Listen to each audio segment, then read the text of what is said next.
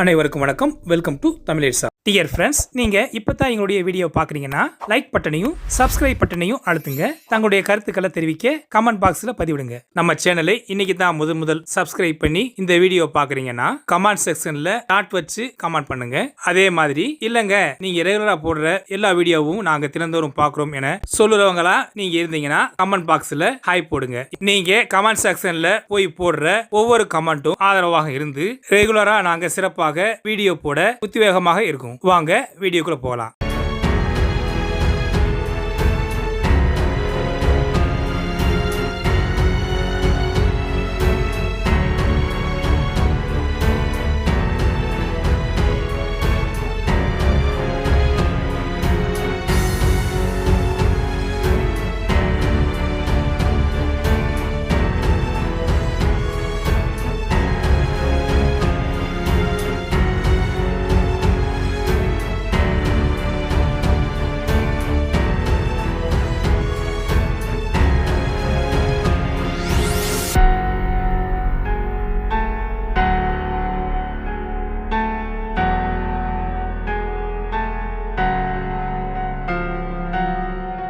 இந்திய கடற்படையின் புதிதான தளம் INS ஜடாயு லட்சத்தீவின் மிலாக்காய் தீவில் செயல்பாட்டு திறனை அதிகரிக்கும். இந்தியா ஏன் மாலத்தீவுக்கு அருகில் உள்ள தீவில் கடற்படை தளத்தை கட்டியிருக்கிறது என்றால் இது இந்திய கடற்படைக்கு ஒரு ஃபயரிங் ரேஞ்சாக இருக்கும். கவரத்தி தீவில் உள்ள திவிப் ரப்சாவுக்கு பிறகு இரண்டாவது தளமாக இது இருக்கும். ஆரம்பத்தில் மினிகாய் தீவுகளில் ஒரு கடற்படை பிரிவு 1960 நிறுவப்பட்டது. அது நிர்வாகம் மற்றும் மருத்துவ வசதிகளுக்காக மட்டுமே அமைக்கப்பட்டது. இப்ப முழுமையான கடற்படை தளமாக ஆகி இருக்கு.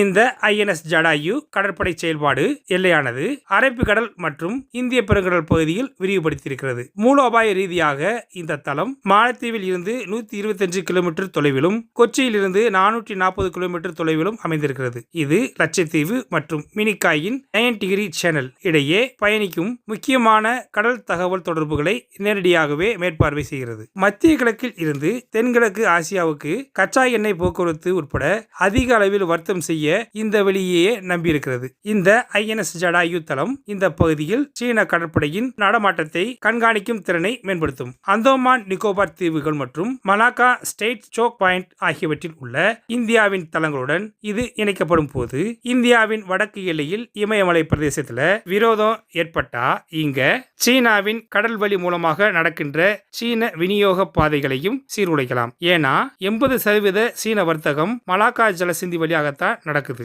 மாலத்தீவுடன் உறவு மற்றும் ஒப்பந்தம் மூலமாக சீனாவின் உளவு கப்பலும் மாலத்தீவின் துறைமுகம் மாலையில நிறுத்தப்பட்டிருக்கிறது. INS ஜடாயு மாலத்தீவுகளுக்கு அருகில் இருப்பதால அங்கு வந்த வரப்போகின்ற சீன கப்பல்களுடைய நடமாட்டத்தை எளிதாக கண்காணிக்க முடியும். மேலும் இந்த பகுதியில ரோந்து செல்லும் கடற்படை கப்பல் வராமலேயே பாதுகாப்பு பணியையும் சிறப்பாக செய்யக்கூடிய தளமாக இது இருக்கும். வணிக கப்பல்கள் மீது ஏமனின் ஹவுதி போராளிகள் சமீபத்திய ஆளில்லாத விமானம் மற்றும் ஏவுகணை தாக்குதலுக்கு பிறகு சோமாலியா கடற்கொள்ளைகள் தவிர செங்கடல் மற்றும் ஏமன் வளைகுடாவை ஒட்டியுள்ள பிராந்தியங்களில் இந்திய கடற்படை ரோந்துகளில் எண்ணிக்கையை அதிகரித்திருக்கிறது. குறிப்பா ஜனவரி 10 இந்திய பெருங்கடல் பகுதியில் ராணுவ கப்பல்களை நிலைநிறுத்தி இதன் பல நாசகார கப்பல்கள், போர்க்கப்பல்கள் மற்றும் ரோந்து கப்பல்கள் ஆகியவை பொதுமக்களின் கப்பல் போக்குவரத்திற்கு பாதுகாப்பாக நிறுத்தப்பட்டது. மேலும் ஆப்கானிஸ்தான் மற்றும் பாகிஸ்தானில் இருந்து இந்தியாவுக்குள் போதைப் பொருட்களை கடத்துவதை தடுக்கும் மைய புள்ளியாகவும் இது செயல்படும்.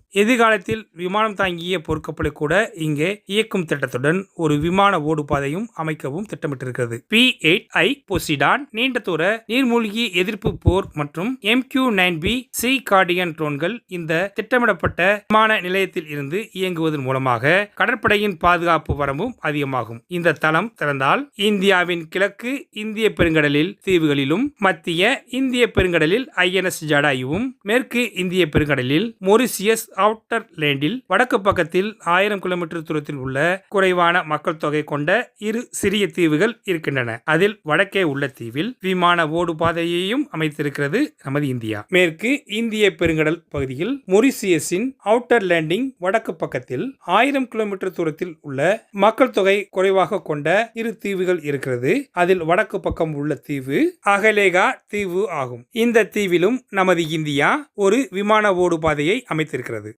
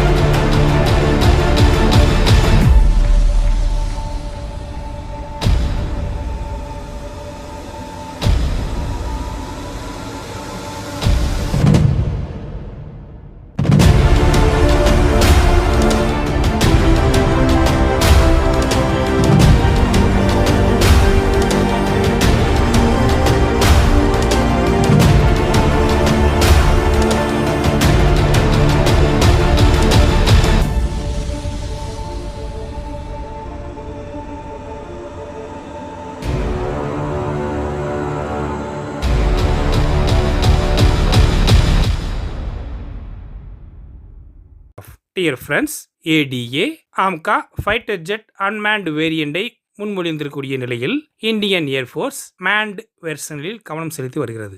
இந்தியாவின் டிஃபென்ஸ் ரிசர்ச் அண்ட் டெவலப்மெண்ட் ஆர்கனைசேஷனின் ஏடிஏ அதன் 5th generation advanced medium combat aircraft AMCA புரோகிராமில் மேன்டு அண்ட் அன்மேன்டு வேரியன்ட் என்ற இரு வகைகளில் வளர்ச்சியை ஆராய்ந்து வருகிறது. மேன்டு வெர்ஷனுக்கு ஃபைனல் ஃபண்டிங் அப்ரூவலுக்காக காத்திருக்கும் பொழுது aeronautical development agency unmanned AMCA கருத்தை முன்மொழிந்திருக்கிறது. இந்த அன்மேன்டு டெக்னாலஜியில் ஆம்கா உருவாக்கப்பட்டால் would be the first of its kinds. 5th generation combat aircraft முழுவதும் எலக்ட்ரானிக் பைலட் அண்ட் கிரவுண்ட் கமாண்டுகளால் கண்ட்ரோல் பண்ணப்படுகிறது. இது ஒரு மேன் பைலட்டின் தேவையை நீக்கி மனித உயிரிழப்பை குறைத்து டாக்டிக்கல் அட்வான்டேஜ்களை வழங்குகிறது. இருந்தாலும் இந்தியன் ஏர்ஃபோர்ஸ் அன்மேன்ட் வேரியண்டை குறித்து எச்சரிக்கையாக இருப்பதாக கூறியிருக்கிறது. அன்மேன்ட் வேரியன்ட் ஆம்கா ஆனது எதிர்காலத்து எலக்ட்ரானிக் பைலட்டின் உதவியுடன் automatic take off and landing போன்ற அம்சங்களையும் இவை கொண்டிருக்க வேண்டும் என்று எதிர்பார்க்கிறது. இந்த டெக்னாலஜி பின்னர் மார்க் 2 வேரியண்டிலும் இணைக்கப்படலாம். கரண்ட்லி இந்தியன் ஏர்ஃபோர்ஸ் ஆட்கள் கொண்ட ஆம்காவின் வளர்ச்சிக்கு முன்னுரிமை அளிக்கிறது. அதன் ஃபைட்டர் ஜெட்டுகளில் ஹியூமன் கண்ட்ரோல் தொடர்ச்சியாக தேவைப்படுகிறது என்று வலியுறுத்துகிறது. ஆளில்லாத பதிப்பு குறித்து இந்தியன் ஏர்ஃபோர்ஸ் மற்றும் ஏடிஏ இடையே டிஸ்கஷன் நடந்து வரக்கூடிய அதே நேரத்தில் unmanned variant remains on the back burner. ஆளில்லாத மாறுபாடு பின் பர்னரில் இருக்கிறது. இந்த வளர்ச்சியானது ஹைலைட் ஏரியல் வார்ஃபேரில் எதிர்காலத்தில் சரவுண்டிங் விவாதத்தை எடுத்து காட்டுகிறது. ஃபியூச்சரில் அன்மேன்ட் ஏரியல் வெஹிக்கிள்கள் அதிகரிக்கக்கூடிய முறையில் அட்வான்ஸ் ஃபைட்டர் ஜெட்டுகளில் இருந்து மனித கட்டுப்பாடு இல்லாமல் இயங்கச் செய்வது ஒரு சிக்கலான சர்ச்சைக்குரிய பிரச்சனையாகவே உள்ளது.